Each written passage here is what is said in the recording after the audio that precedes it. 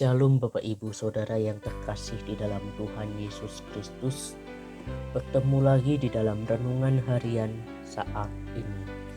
Renungan hari ini diambilkan dari Injil Matius 8 ayat 1 sampai 27.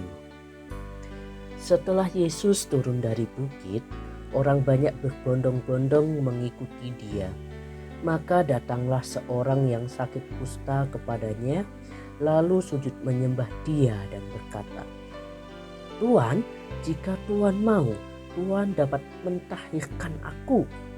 Lalu Yesus mengulurkan tangannya menjamah orang itu dan berkata, "Aku mau, jadilah engkau tahir." Seketika itu juga tahirlah orang itu daripada kustanya. Lalu Yesus berkata kepadanya, "Ingatlah, jangan engkau memberitahukan hal ini kepada siapapun, tetapi pergilah, perlihatkanlah dirimu kepada imam dan persembahkanlah persembahan yang diperintahkan Musa sebagai bukti bagi mereka." Lalu Yesus masuk ke Kapernaum. Datanglah seorang perwira mendapatkan dia dan memohon kepadanya, "Tuan, hambaku terbaring di rumah karena sakit lumpuh dan ia sangat menderita." Yesus berkata kepadanya, "Aku akan datang menyembuhkannya." Tetapi jawab perwira itu kepadanya, "Tuan, aku tidak layak menerima Tuan di dalam rumahku. Katakan saja sepatah kata, maka hambaku itu akan sembuh. Sebab aku sendiri seorang bawahan dan di bawahku ada pula prajurit. Jika aku berkata kepada salah seorang prajurit itu, 'Pergi,' maka ia pergi, dan kepada seorang lagi, 'Datang,' maka ia datang. Ataupun kepada hambaku, 'Kerjakanlah ini,' maka ia mengerjakannya." Setelah Yesus mendengar hal itu, heranlah ia dan berkata kepada mereka yang mengikutinya, "Aku berkata kepadamu, sesungguhnya iman sebesar ini tidak pernah aku jumpai pada seorang pun di antara orang Israel. Aku berkata kepadamu, banyak orang akan datang dari timur dan barat dan duduk makan bersama-sama dengan Abraham, Ishak dan Yakub di dalam kerajaan surga. Sedangkan anak-anak kerajaan itu akan dicampakkan ke dalam kegelapan yang paling gelap. Di sanalah akan terdapat ratap dan kertak gigi."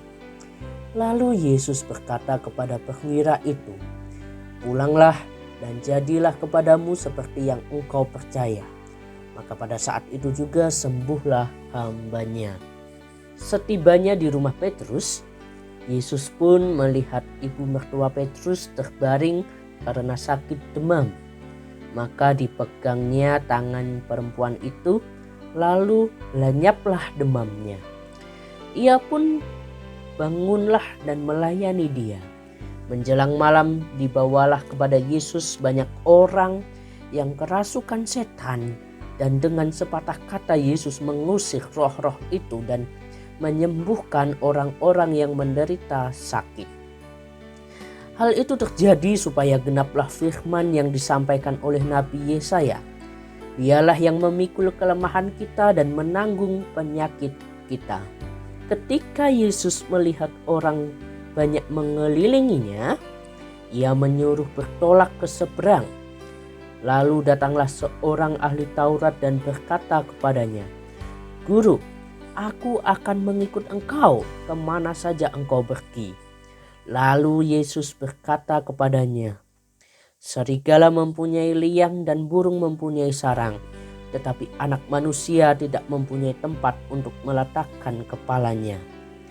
Seorang lain, yaitu salah seorang muridnya, berkata kepadanya, "Tuhan, izinkanlah aku pergi dahulu menguburkan ayahku."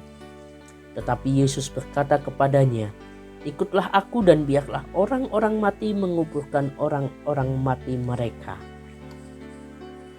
Lalu Yesus naik ke dalam perahu dan murid-muridnya pun mengikutinya. Sekonyong-konyong mengamuklah angin ribut di danau itu, sehingga perahu itu ditimbus gelombang, tapi Yesus tidur. Maka datanglah murid-muridnya membangunkan dia, katanya, "Tuhan, tolonglah, kita binasa." Ia berkata kepada mereka, "Mengapa kamu takut, kamu yang kurang percaya?" Lalu bangunlah Yesus menghardik angin dan danau itu. Maka danau itu menjadi teduh sekali. Dan heranlah orang-orang itu, katanya, "Orang apakah dia ini, sehingga angin dan danau pun taat kepadanya?" Sampai di sini pembacaan kita pada saat ini. Yang berbahagia ialah mereka yang mendengarkan firman Tuhan dan melakukannya di dalam kehidupan sehari-hari. Shalom Bapak Ibu Saudara yang terkasih di dalam Tuhan Yesus Kristus. Tema renungan hari ini adalah percayakan pada tangan yang berkuasa. Dari manakah datangnya pertolongan saat kita mengalami sakit yang berat dan berkepanjangan? Dari manakah datangnya keselamatan saat kita terancam bahaya? Setelah memberikan khotbahnya, Yesus turun dari bukit dan menyembuhkan seorang yang sakit kusta. Hanya dengan mengulurkan tangan dan berkata, "Aku mau, jadilah engkau tahir." Seketika orang itu sembuh di dalam ayat 2 dan 3. Begitu juga ketika menyembuhkan hamba dari seorang perwira di Kapernaum. Yesus tidak perlu menemuinya, hanya dengan berfirman, hamba itu pun sembuh. Saat Yesus pergi ke rumah Petrus, dia juga menyembuhkan ibu mertua Petrus dari sakit demam. Selain atas penyakit, Yesus berkuasa juga atas setan. Hanya dengan sepatah kata saja, Yesus mengusir setan-setan dari banyak orang sekaligus. Di dalam ayat 13 sampai 16. Bahkan alam pun tunduk atas perintahnya di ayat 26.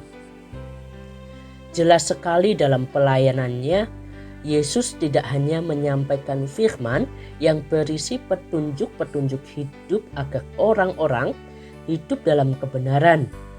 Ia juga mengadakan banyak mujizat. Yesus menyatakan kuasanya agar orang-orang yang memuliakannya. Ia berkuasa atas segala sesuatu. Oleh sebab itu, ada begitu banyak orang yang datang kepadanya. Mereka kagum oleh pengajaran Yesus. Mereka juga minta disembuhkan atau ingin melihat mukjizat. Ketika kita menghadapi masa-masa sulit dan tidak tahu kemana harus meminta pertolongan, datanglah kepada Yesus saat penyakit membuat kita menderita dan putus asa. Percayalah bahwa Yesus yang sanggup menyembuhkan segala penyakit akan menolong kita. Begitu juga saat kita berada dalam ketakutan terhadap bahaya yang mengancam hidup kita. Berharaplah akan pertolongan dan keselamatan darinya. Kita perlu berharap dengan iman ketika memohon anugerah Allah dan kemurahan hatinya. Percayalah, segala sesuatu ada dalam kekuasaan tangan Allah. Jika pada masa lalu Dia berkuasa menyembuhkan orang sakit dan meredakan badai, hari ini pun Dia masih berkuasa. Mari kita bersyukur sebab tangan kuasa Allah menyertai umat-Nya. Amin. Mari kita mengambil waktu untuk bersaat teduh sejenak.